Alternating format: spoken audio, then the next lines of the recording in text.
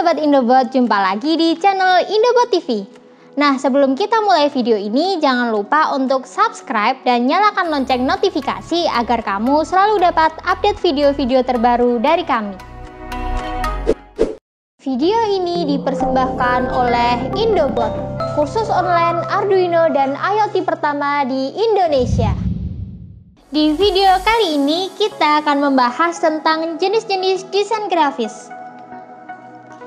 Desain grafis, tentu kita sudah tidak asing lagi mendengar kata ini ya.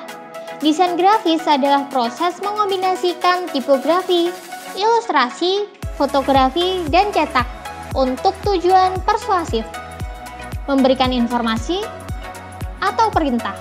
Desain grafis juga dikenal dengan nama desain komunikasi visual.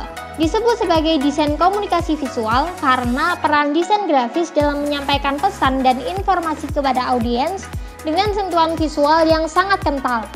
Saat ini, desain grafis sering dikategorikan sebagai commercial art karena merupakan panduan antara seni rupa dengan komunikasi untuk tujuan bisnis. Saat ini, industri desain grafis sangat berkembang pesat. Hal ini dikarenakan kita sudah memasuki era digital, di mana semua hal yang kita lakukan berpusat kepada teknologi.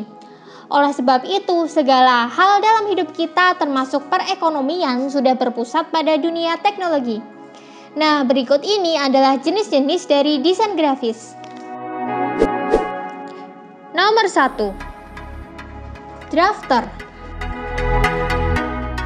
Drafter adalah orang yang bekerja membuat gambar atau kasarnya si tukang gambar. Mereka membuat atau menyiapkan gambar-gambar kerja teknik sehingga gambar tersebut dapat dengan jelas dan mudah dimengerti oleh orang lain dan mudah dalam proses pembentukan objek gambar tersebut.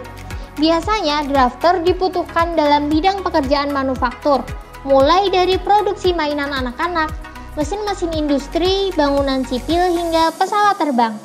Di masa lalu, para drafter duduk di papan gambar dan menggunakan pensil, pena, kompas, protraktor, segitiga, dan perangkat lainnya untuk menyiapkan rancangan gambar dengan tangan.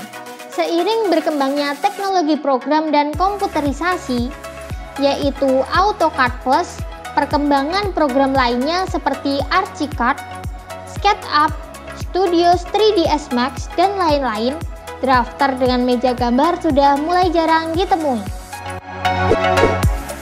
Nomor 2. Editor. Editor adalah orang yang mengedit naskah tulisan atau karangan yang akan diterbitkan dalam majalah, surat kabar, atau sebagainya. Sebenarnya editor memiliki makna yang lebih luas daripada sekedar berkutat dengan tulisan dan tanda baca. Selain buku dan media cetak, banyak bidang lain yang juga memerlukan peran editor.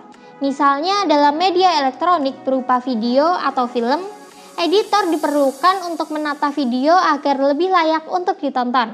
Sebutannya yaitu video editor. Dalam industri musik pun peran editor sangat diperlukan. Disebutnya musik editor atau sound editor. Tujuannya tentu agar kualitas suara yang dihasilkan lebih layak untuk diperdengarkan ke khalayak umum. Nomor 3. Art Director. Art Director adalah pengarah estetika atau lebih lengkapnya mengarahkan tim yang bekerja di bawahnya seperti graphic designer, ilustrator artis, fotografer, fashion stylist, dan lainnya dalam lingkup periklanan maupun commercial performance. Bertugas membuat konsep atau ide atau sebagai jembatan strategi dari creative director atau head project atas perjalanan konsep dan strategi pemasarannya. Tugas art director meliputi bidang kreatif termasuk iklan, pemasaran, penerbitan, film dan televisi, desain web, dan video game. Bertanggung jawab untuk gaya visual dan gambar di majalah, koran, kemasan produk, dan semua media komunikasi. Menciptakan desain keseluruhan dan karya seni atau layout, dan juga pengetahuan teknis produksi termasuk pengawasan pencetakan dan produksi lainnya dengan tujuan menyajikan atau menyampaikan pesan dari klien atau perusahaan kepada pelanggan dan masyarakat umum. Dibutuhkan profesionalisme yang memahami bagaimana cara menarik people response dan cara terbaik menyampaikan pesan untuk menciptakan brand awareness. Nomor 4. Layouter. Layouter atau biasa disebut dengan manajemen bentuk dan bidang ini merupakan jenis dan bidang desainer yang berhubungan dengan sebuah bidang dan grafis sehingga membentuk susunan artistik yang rapi. Misalnya layouter koran, ia harus membuat sebuah layout koran agar bisa menampilkan elemen gambar dan teks agar menjadi interaktif serta komunikatif, sehingga tercipta estetika yang bisa menarik perhatian pembacanya.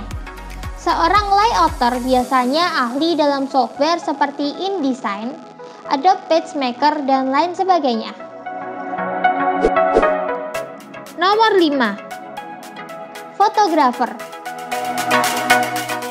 Desainer khusus yang selain melakukan pengeditan foto juga merangkap sebagai fotografer harus memiliki talenta khas fotografer serta mampu mengedit foto sesuai event atau yang perfect. Membutuhkan inteligensi tinggi, kreativitas tinggi, dan harus menguasai Adobe Photoshop, iWork, Photo Studio, dan Photo Studio. Sangat dibutuhkan di dunia fotografi, foto editor, wartawan, dan sebagainya.